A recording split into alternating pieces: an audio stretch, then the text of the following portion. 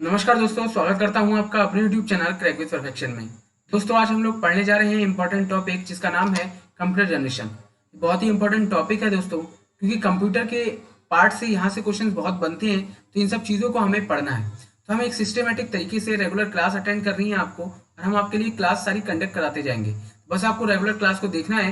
अगर आप नोट्स भी तैयार करना चाहते हैं तो मैंने स्लाइड्स भी आपके लिए ऐसी तैयार की हैं कि आप उससे प्रॉपरली उसको पूरा कॉपी करके नोट्स तैयार कर सकते हैं और बाद में इसको रिवीजन कर सकते हैं। तो पहले आपको लेक्चर देखना है, उसके बाद उसको नोट करना है और उसके बाद आप कॉपी से रिवाइज कर सकते हैं। तो देखिएगा, आगे हम लोग पढ़ते हैं कंप्यूटर जनरेशन होती क्या है। मेजरली मैं आपको बताता हूँ कि ये जो टॉपिक है ये काफ़ी एग्जाम में पूछा जाता है, और आप सभी को भी पता है कि जो कंप्यूटर है वो अलग से 10 नंबर का कंप्यूटर यानी दिल्ली पुलिस कांस्टेबल के एग्जाम में आ रहा है, और यहीं पर दिल्ली पुलिस हेड कांस्टेबल के एग्जाम में भी 10 मार्क्स का कंप्यूटर आ रहा है। तो ये बहुत ही इंपॉर्टेंट पार्ट बन गया है, अब धीरे धीरे सभी एग्जाम में पूछने लगेगा। तो सबसे पहले हम लोग कंप्यूटर जनरेशन की बात करते हैं। दोस्तों, ये हमारी सेकंड क्लास है, तो जो पहली क्लास है वो हमारी हो चुकी है। तो अगर आपने वो नहीं देखी है तो उसका जो लिंक है वो मैंने डिस्क्रिप्शन में दे दिया है, तो आप उससे देख सकते हैं। तो अब जब हम लोग कंप्यूटर जनरेशन पढ़ने जा रहे हैं तो चलिए शुरुआत करते हैं। मैं आपको पहले बेसिक चीज़ें बताता हूँ कि कंप्यूटर जनरेशन है क्या।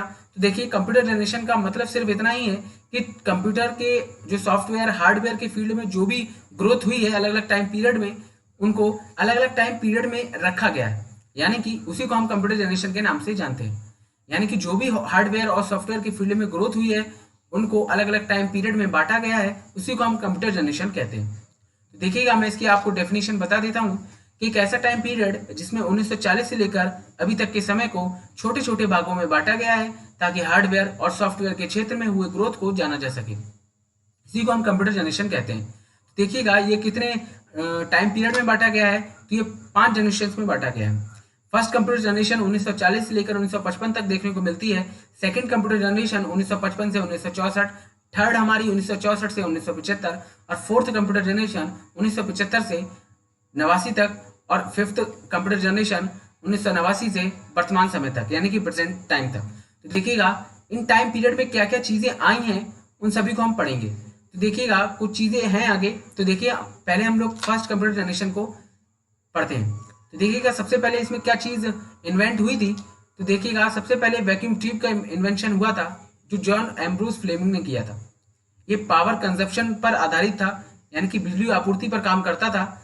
अब अगला देखिएगा, ये कुछ इस तरीके से दिखता था वैक्यूम ट्यूब, और ये यहाँ पर जॉन एम्ब्रोस फ्लेमिंग का पिक्चर बना हुआ है। तो आप इसको देखिए, हमारा जो माइंड है वो पिक्चराइजेशन मेथड ज़्यादा जल्दी समझता है, यानी पिक्चर्स की फॉर्म में चीज़ों को जल्दी ऑब्जर्व कर लेता है। तो अब देखिएगा, इसीलिए मैंने आपको इसमें सारी पिक्चर्स लगा रखी है। अब आप देखेंगे पंच कार्ड, इसको हेलेरिथ मशीन के नाम से भी जाना जाता है। तो इसको हरमन हेलेरिथ ने इन्वेंट किया था, और ये इसको इनपुट किया जाता है। ये कुछ देखने में इस तरीके से मिलती है। तो हम लोग आगे बढ़ते हैं। इसी में एक मेमोरी बनाई गई थी जिसका नाम था मैग्नेटिक टेप, जो सीक्वेंशियल मेमोरी थी। सीक्वेंशियल का मतलब इतना है कि क्रम से चलना। आपने देखा होगा मैग्नेटिक जो टेप होता है वो पुराने ज़माने में जो सॉन्ग्स वगैरह सुनते थे तो उसमें मैग्नेटिक टेप लगाते थे। वो क्या करता था, वो सीक्वेंशियल मेमोरी बेस्ड था। इसका मतलब ये है कि अगर हम उसमें कोई भी नंबर का गाना सुन रहे हैं और सुनते सुनते हमने एक्स्ट्रा गाने सुन लिए, सपोज करिए हमने 1 से शुरू किया और चौथा गाना हम सुन रहे थे, अचानक हमें बंद करना पड़ा, और अगर हम दोबारा उसको ऑन करते थे तो वो वापस से चौथे गाने को नहीं बजाएगा, सीधे एक गाने से बजाएगा, पहले नंबर के गाने से बजाना शुरू करेगा। पहले पहला बजाएगा, फिर दूसरा, फिर तीसरा, फिर चौथा, इसी तरीके से। इसीलिए इसको सीक्वेंशियल मेमोरी भी कहते हैं। अब देखिएगा, इसमें आगे लैंग्वेज के बारे में बताया गया है। तो सबसे पहले आप ये मैग्नेटिक टेप की पिक्चर देख लीजिए, कैसा दिखता है मैग्नेटिक टेप पहले के ज़माने का। तो आप देखेंगे लैंग्वेज इसमें, तो देखिएगा, हम सभी को पता है जो सिस्टम है उसमें मशीनी लैंग्वेज यूज होती है, यानी मशीनी लैंग्वेज ही कंप्यूटर हमारा समझ पाता है। तो मशीन लैंग्वेज की जो 2 कमियां थी वो मैं आपको बता देता हूँ। ये एक डेटा कॉम्प्लेक्स थी और मशीन डिपेंडेंट थी। डेटा कॉम्प्लेक्स का मतलब ये है कि जो मशीनी लैंग्वेज थी वो बाइनरी नंबर्स को ही समझती थी, यानी 0,1 में समझती थी, जिसको यूजर नहीं समझ पाता था। यानी कि जिसमें लिखी सूचनाएं या इन्फॉर्मेशन को यूजर नहीं समझ पाता था, इसीलिए इसे डेटा कॉम्प्लेक्स भी कहते थे। मशीन डिपेंडेंट का मतलब ये है कि सपोज करिए मैंने कोई प्रोग्राम बनाया किसी कंप्यूटर में और मैं उसे किसी दूसरे सिस्टम पर रन करना चाहता हूँ, तो वह रन नहीं होता था। वह सिर्फ उसी सिस्टम पर रन हो सकता था जिस पर वह बनाया गया हो। तो इसे हम मशीन डिपेंडेंसी कहते हैं। अब देखिएगा, इसमें क्या होता था, जो असेंबली लैंग्वेज होती थी वो एक ट्रांसलेटर के द्वारा मशीनी लैंग्वेज में कन्वर्ट की जाती थी। इसका मतलब ये है कि जो ट्रांसलेटर था उसका नाम असेंबलर था। तो देखिएगा जो असेंबली लैंग्वेज है उसमें कैसा डेटा होता था, जो अल्फा न्यूमेरिक डेटा होता है यानी अल्फाबेट का जो डेटा था और नंबर से डिजिट से मिलकर जो डेटा बना होता था उसी को हम अल्फा न्यूमेरिक डेटा कहते थे। उसी को हम ऐसे असेंबली लैंग्वेज के अंतर्गत रखते थे।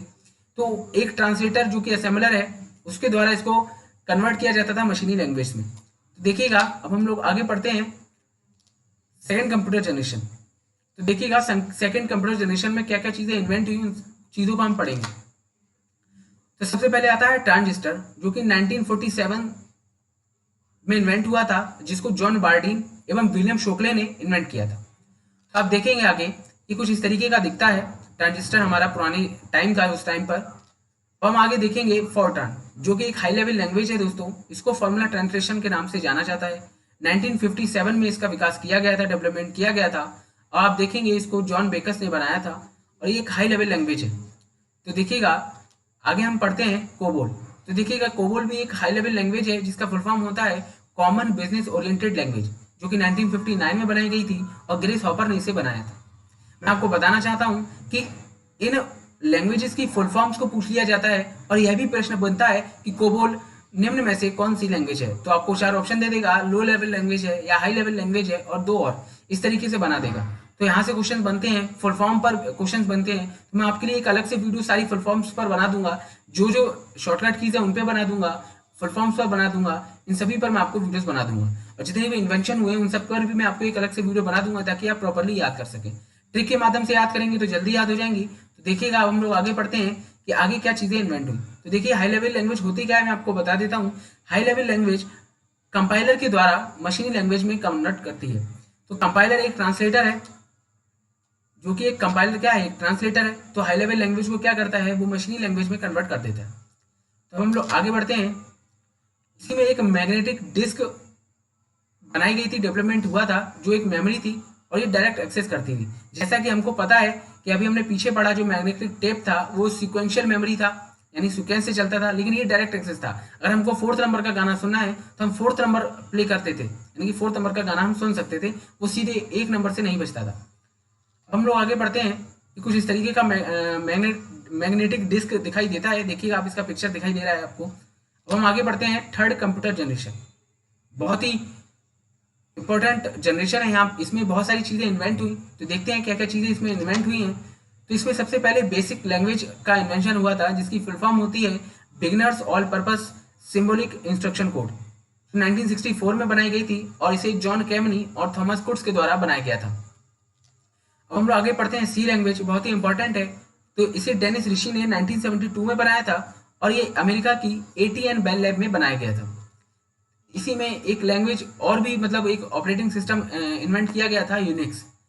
तो देखिए इसे किंग थॉमसन ने 1972 में बनाया था और इसे ही USA की AT&T बेल लैब में बनाया गया था। अब हम पढ़ते हैं इंटीग्रेटेड सर्किट।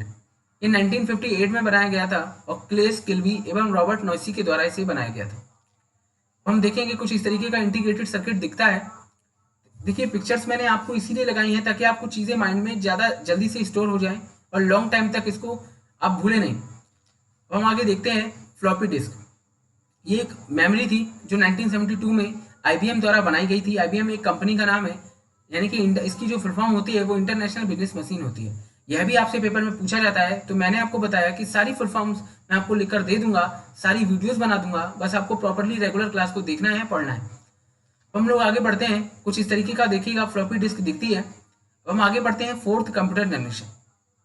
तो देखिएगा इसमें क्या क्या चीज़ें इन्वेंट हुई हैं। वीडियो थोड़ा सा लंबा हो सकता है, लेकिन आपको अगर सिलेबस कंप्लीट करना है तो हमें धीरे ही धीरे इसकी ड्यूरेशन को बढ़ाना पड़ेगा। रेगुलर क्लास आपको देखनी पड़ेगी। हो सकता है इससे आगे आने वाली वीडियो इससे बड़ी हो, लेकिन क्योंकि कंप्यूटर का कोर्स अधिक है, लेकिन अगर आप रेगुलर क्लास देखते हैं तो ये जल्दी खत्म हो जाएगा। तो बस चीज़ों को आपको पढ़ना है।